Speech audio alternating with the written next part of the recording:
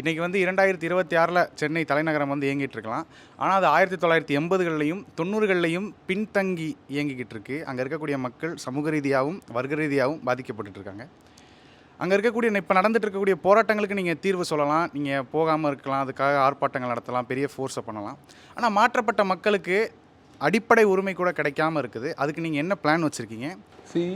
பொதுவாக வந்து ஒரு அர்பன் டெவலப்மெண்ட் வரும்பொழுது எங்கே டெவலப் ஆகும்னா, நீர்நிலை பக்கத்தில் இருக்கக்கூடிய பூர்வகுடிகளாக இருக்கக்கூடிய விளிம்பு நிலையில் இருக்கக்கூடிய ஒடுக்கப்பட்ட மக்களை தான் முதல் ஷூட் பண்ணுவாங்க. ஆக்சுவலாக பெரிய பெரிய பில்டிங்ஸ் எல்லாம் ஷூட் பண்ணவே மாட்டாங்க. அப்படி ஷூட் பண்ணும் பொழுது நிர்வாக மாற்றம் வராமல் எங்களுடைய பிளானிங் வந்து செய்யவே முடியாது. 50 வருஷமாக இருக்கக்கூடிய இந்த பிரச்சனையை நம்ம சரி செய்யணும்னா ஒன்று தான், நிர்வாக மாற்றம் இருந்து சிஎம்டிஏ கண்ட்ரோலில் இருக்கக்கூடிய எங்கெங்கெல்லாம் லேண்ட் இருக்கோ அடிப்படை தேவைகளை யார் செய்ய முடியும்னா சிஎம்டிஏல இருக்கக்கூடிய மினிஸ்டர் செய்யணும், அங்கே இருக்கக்கூடிய எம்டி செய்யணும். அப்படி செய்யும்.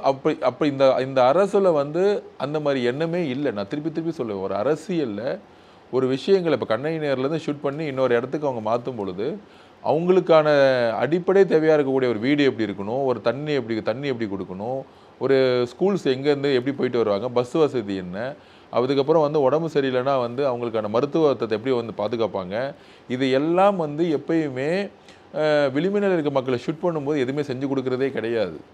ஸோ செஞ்சு கொடுக்காத பொழுது வரக்கூடிய பிரச்சனைகளை வந்து கவர்மெண்ட் இப்போ அவங்க போய் கோர்ட்டில் போய் என்ன சொல்லுவாங்க, நாங்கள் இடம் கொடுத்துட்டோம், வீடு கட்டி கொடுத்துட்டோம் அப்படின்னு சொல்லிட்டு அவங்க பாட்டி கிளம்பிடுவாங்க.